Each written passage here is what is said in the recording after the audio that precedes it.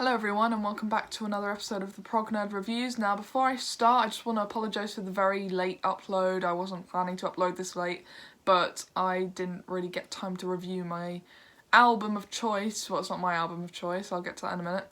The album that I'm reviewing today I didn't get to review yesterday, so I had to do it today. And this is quite a long album, so it did take me a while to review and kind of reflect on it before I started filming. But I'm kind of lucky that now at 6 o'clock in the afternoon it's not dark, so I'm actually able to film at this point in time and not have to worry about lighting and all that crap. But yeah, as a sorry, I'm going to be uploading a video tomorrow and Friday. So tomorrow I will be doing my month of March 2021 listens, so everything that I've been listening to in this month. And on Friday I will be doing a record haul because it's Vinyl Community Friday.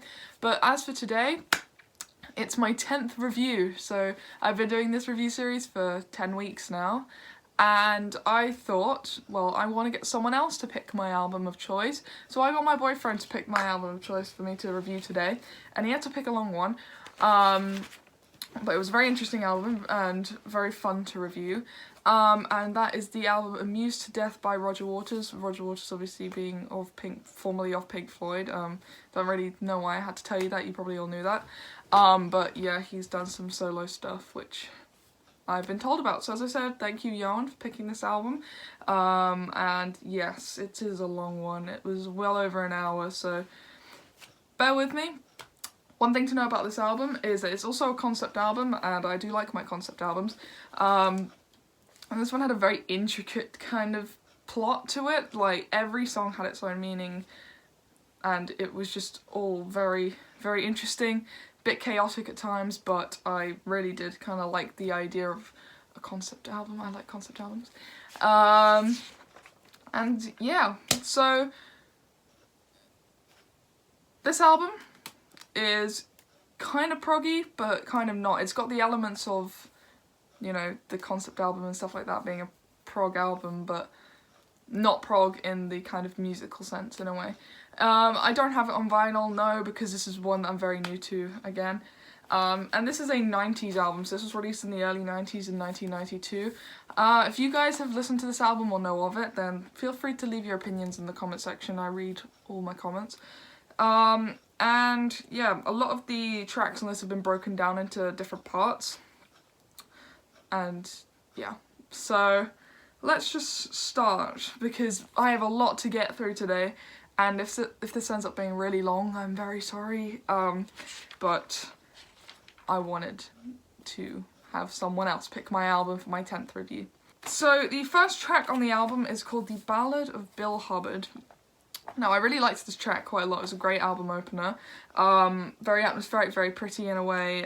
Spoken word. There's a lot of this throughout the whole album, really, of like recordings and spoken word pieces throughout, which adds something interesting because it gives you something to listen out for as well as listening to the actual music itself. Percussion sections are very smooth and really works well with the actual feel of the track. And I did a little bit of research because, as I said, this album has a lot to kind of take from it. You can kind of look up all the song meanings and stuff like that, or interpret it however you want. I kind of did that, but I also had to look it up just so I wasn't wrong.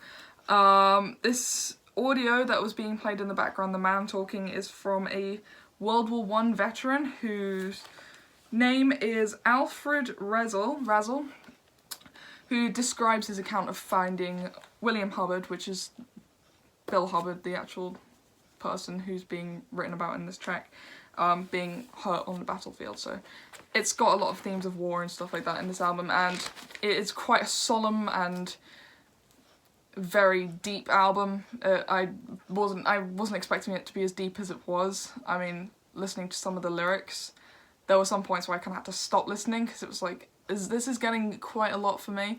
Just, you know, I find it hard to kind of have a lot of too much solemnness at once. You know, it hits you quite hard, and especially with some of the themes throughout this album of obviously war and stuff like that, based on true events and all that kind of stuff. It was quite hard hitting, but I still listened to the whole thing because I was going to get my review out today. Okay, next track, What God Wants. Now this is a three-part track.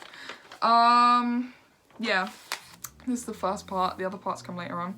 So, I liked the follow-in from the previous track. All the tracks on this album seem to run into each other, so it's like one long piece of music that's just split into different tracks. I liked the repetition of the female vocalist's vocal line. That was pretty cool. Entry of guitar and drums is really good as well. Bass line is very, very chunky. Really, really like that. And the smooth key changes throughout were also very well done. If I was completely honest, I'm not really a big fan of Roger Waters' singing. I mean, it worked with like the Pink Floyd stuff, but I think it worked in a way throughout this album, but for this particular track it didn't really do it for me. I mean, definitely in points on the album it worked, but in this particular situation, it did grow on me eventually, but that was my opinion while I was writing this. Like the guitar tone and the fade into the next track as well. And leading into the next track is Perfect Sense Part 1. As I said, lots of different parts scattered all over the album. Great. So in the first track on the album there was that kind of interesting percussion sections, and then it was kind of brought back into this track again, which I really liked. I like the use of repetition. Not too much repetition, but just enough. Really like the piano sound on this album, and the narrative vocal style I really like. I liked that over his singing, so I liked the almost Lou Reed-esque kind of style of vocals, where it's kind of just like talking, or even like the like Mark Knopfler kind of thing, where you just kind of, it's singing but it's also kind of like charismatic talking as well. Powerful female vocals, definitely a big part throughout this album. I thought that the female vocalist, I didn't catch the name, but I thought it was very, very, very powerful, very great vocals, and again, great lead into the next track, which is the second part of that piece called Perfect Sense. So, piano following the vocal line really worked as well. I think that I really like that when you have like someone playing the piano melody and someone singing over it, but like in the same kind of flow, if that makes any sense. I really do like that a lot. Great fill track, spoken recordings again, adds to the experience of the track, adds to the actual feel of an atmosphere of the piece. Group vocals are really well composed and they're very in sync, very nice. And the narrative, it sounded like a sports game, and I did a bit of research into like, why does this sound like I'm listening to like a radio station of someone talking about a sports game, but it actually is meant to be someone narrating a war, like a sports match, which really hit me when I looked into that. I was like, my god, like, whoa, that was like the first part of the journey for me where I was just like, oh gosh, I'm really in for an emotional roller coaster here with this album. Next track is the Bravery of Being Out of Range. Now, throughout this album you might notice that I don't really touch too much on the tracks because there were so many tracks and not too much musically to dig out, but what I did write was very much noteworthy. So in this track, I like the reverberated drum intro. Obviously this is 1992, so we're just following that kind of 80s trend of reverb on the drums. And the entrance of the keyboards and the guitar as well was very good. And I wrote down here that this was very kind of Lou Reed-esque kind of vocal style. I love the organ sound as well on this album. It kind of it's like a throwback to the 70s proggy kind of organ sounds. And the short key changes here and there were also really good and very smooth. And there was actually a reference to Sheep by Pink Floyd. There was actually a reference to that particular track in this track, but you can go and look into that yourselves because I'll be here all day trying to explain it, because at the moment I'm very tired, so this review actually might not be too great, but I'm just going with it really. The next track is Late Home Tonight, Part 1. Again, another series of tracks. Beautiful introduction with the bird noises. I like a good foley of animal noises in general. You know, I've listened to albums where there's been like trains or cars or just people talking or animal noises and stuff like that, which I do like, and if it works, it works, especially weather as well. So you've got like the rain and the thunder, which also really works when creating mood for a song, creating an atmosphere. And the string section is very pretty. I really like the string sections used throughout this album. I'm a big fan of that. You know, it adds a lot of dynamic to the piece. The entry of the bass and the drums was also felt very effortless and just very well put together, and hard-hitting themes of war, all that kind of stuff again, very solemn. I think you've got to be in a certain mood to listen to this album, because I was in a pretty decent mood, and when I listened to this album there were points in the lyrics alongside the music where I just thought, oh my god, I feel like crying. Yeah, this one was probably my favourite track so far. The war drums near the end with the baby crying also was very hard-hitting, because there was like sounds of babies crying and then also this kind of intense drums, and god, it was just, oh, it was like really well done. And obviously if something can make you feel emotion, if music can make you feel emotion, then, you know, the artist is doing something right, because clearly Roger Waters has a lot to say throughout this album. There's a lot of just, I can't find a better term other than woke, so it just feels like this is very like, look guys, this is what's going on kind of an album, and I do like that. Putting my personal views on Roger Waters aside. But again, great use of the kind of dynamics as well. It was like scarily loud and scarily quiet at points, and there was like a big bang of a sound at the end, which actually scared me a little bit. So the next track on the album is the second part to that, so Late Home Tonight Part 2. This one is not very long, but it does lead in very lovely. This one's not very long, but it does lead in very nicely from the previous track. I like the dynamic ranges again. There was a brass section in this one, so I think there was a trumpet being played alongside the strings. Worked really well, because you have the lower end of the frequency spectrum, which was the strings being played, and then you have the higher frequency sections of the trumpet, and I really like that dynamic. And there was like, I think there was at one point cat meows, and I thought that my cats were meowing outside, so it was like really freaky. I was like, is this the, so I paused it and I was like, okay, it's just the album. And vocals are well produced. I think this is overall a very well produced album. Like, everything just sounds very crisp, very clear. Nothing is too loud, nothing's too quiet, nothing's imbalanced or anything. I think that overall, I guess technology was progressing through, you know, the 80s into the 90s, and hearing the kind of evolution of production from the 60s up until, you know, now pretty much, it's very interesting and something that I'm very interested in. As you guys know, I'm a music production student, and hearing these kind of, the ways that, you know, albums were produced and mixed back in like 40 years ago versus now, or versus even just, you know, 20-30 years ago when this album was made versus now, this sounds very, you know, ahead of its time. And I think that the themes are also very ahead of its time, but I will get into that probably a bit later when I talk more about my personal opinions. So the next track is Too Much Rope, and this one actually scared me. This track actually emotionally scared me, because there was like a really loud banging and also very kind of frightening chords being played, and just the chord progressions, and it was just very eerie and quite scary in a way. I mean, I actually got like goosebumps at one point. Change in dynamic and tone from that previous track, which was quite, you know, it was very nice, the music part, and it was very, you know, chilling out kind of thing. But this one, it's like, are you still here? Like, pay attention kind of thing. And it was like, whew, okay, I'm still here, don't worry. And the guitar tone is very good throughout this album, and keyboards as always. I'm a big keyboards fan. Next track, What God Wants Part 2. So I've talked about Part 1 earlier, now we're talking about Part 2 and Part 3, which comes after it.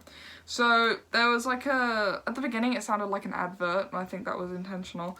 And the bass tone, the bass tone on this track was so good. And the repetition, obviously, of the first part as well. Some of the same lines, some of the same things, same vibe, I guess. Nice background foley, great narratives. I like the follow-on from the previous part of this track was very good, and the message really gets ingrained into your head. I think Roger Waters is trying to tell us something here about God. But yeah, I think that the more I listened to it, the more I kind of looked into it, especially when I finished listening to the album and I had that kind of 10-15 minutes of like reflecting period, which I usually have after I listen to an album. I just thought, wow, like, this is very ahead of its time. And, you know, I think the morals and the things that he's talking about can be related to today, you know, with the prejudice going on in the world and that, and, you know, war and conflict, and, you know, it's all very good, this album. And, you know, leading into part 3, nice synthy intro. Calling back to the introduction of the first part as well. There was actually I think it's a submarine-y kind of sound that they use in the beginning of Echoes by Pink Floyd, which was used in this track. So I kind of thought, wait, what? That sounds like Echoes. Great concept and emotional guitar work. You know, sometimes I think the guitar really screamed throughout this album. It was very emotional, and when, you know, the instrument itself can bring you to that point of, like, the heart sinking, it's like, wow. Great tone and execution, and the vocals are also emotional at points as well. Next track, Watching TV. Now at this point, I really liked the album, but there were points where it got a little bit too samey. Like, there was points where I just felt musically, not lyrically, it just felt the same as the previous track or the same as something else that I've heard on this album. But that doesn't, you know, take away anything from it. I mean, I wish it was a little bit more of a difference. I mean, because I'm a prog fan, you know, I'm used to albums, each track being completely different from the last. So going back to this kind of stuff, I guess, but it did work. The more I think about it, the more I think, yeah, this does work, and it works with the theme of the album. Emotional lyrics with the acoustic guitar. You know, there's like a point in the middle of the track where it just goes kind of silence, and then it goes back to the intro again. And it's a great organ sound. This one, I really liked this track, especially the lyric. When I looked into the lyrics, it was very, very hard-hitting. This particular track as well.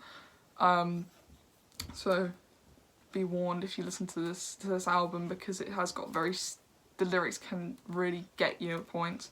Next, we have 3 Wishes, nice chord progressions and also coming back to the recorded vocals, the kind of sampling, I think is the best word, of, you know, bits of audio. Bass lines are great, like the use of the female vocals again. I think that the female singer on this album is actually absolutely fantastic. And, you know, there were some points where the vocal effects were very eerie in this track as well. Great guitar solo, great ending, just overall great track. And we're now coming to the end of the album. This is the penultimate track. The album itself is quite long, as I said. It's a good hour and 12, I think it's like 12 minutes, hour and 12. But it's definitely one that you really have to sit and listen to, because you have to really pay attention to what Roger Waters is trying to tell us in this album, what his, you know, point is and all that kind of stuff. And it's absolutely fantastically written, this album. Definitely very well thought out. Going on to the penultimate track on the album, It's a Miracle. Beautiful introduction. Organ has been fantastic throughout this album. Great sounding. Piano is smooth, well produced. You know, actually recording piano is very, very difficult. The entry of the drums really changed the tone of the track. Great dynamics of vocal ranges and the use of, you know, the Foley again and the narrative vocal style. Thunderous drums towards the end. There was like a really big drum sound towards the end of this track, and it really built up really well. This was probably another favourite on mine. The choir exit as well was just so beautiful, and the eerie guitar solo as well over it. Fantastic, absolutely great. And the last track on the album, which is the title track of the album, Amused to Death. Really like the intro on this one. Nice use of the vocals, vocal effect, the delay effect. I'm a sucker for that kind of echoes, delays, reverbs, all that kind of stuff. Use it on the vocals because it sounds, even if you think it sounds terrible, sometimes it doesn't actually sound terrible. It's just that makes it more interesting. Great explosion, vocal articulation was very great throughout this. And very insightful lyrics. I think that can be said about everything on this album. Very, very insightful and very emotional and very like raw, if that makes any sense. Like, this has come from a place of someone who cares. Great dynamics and a great conclusion as well. Now, you know, you can say what you want about Roger Waters being pretentious. Personally, I think he is a bit at times. But I think that this album was very beautifully written. I think that I'll give it a 7 out of 10 because there were points where I thought that it sounded a bit the same as everything else, and a lot of the tracks kind of merged into each other. That being said, fantastic songwriting, fantastic musicianship, great use of the kind of samplings of audio and people talking and taking it from, you know, veterans and stuff like that, which was very kind of emotional and just really great. So I don't think 7 out of 10 is such a bad rating, but if I re-listen to it, I might give it a bit higher. I just don't think that Roger Waters' vocals really grew on me that much. I mean, as I said, I'm kind of used to the whole Roger Waters vocal style in things like The Wall, and even though it's not really too different, it kind of is. I just thought that it just wasn't my favourite. Yeah, I didn't really click with the vocals, but the music was fantastic and the actual theme of the album, the concept, all that kind of stuff. I really recommend this one to you guys. Thanks again, Johan, for recommending me this. I didn't think that it'd be something I'd be interested in, but I actually really did like it a lot. So if you want to check out stuff that's very solemn, very serious, but very good as well, then this is the album for you. I really recommend this one. And yeah, that is the end of today's review. Sorry again that it's up so late. But as I said, I promised you a video tomorrow, and I hope you enjoy that because I've listened to a lot of new things this month. See you guys tomorrow. Bye bye.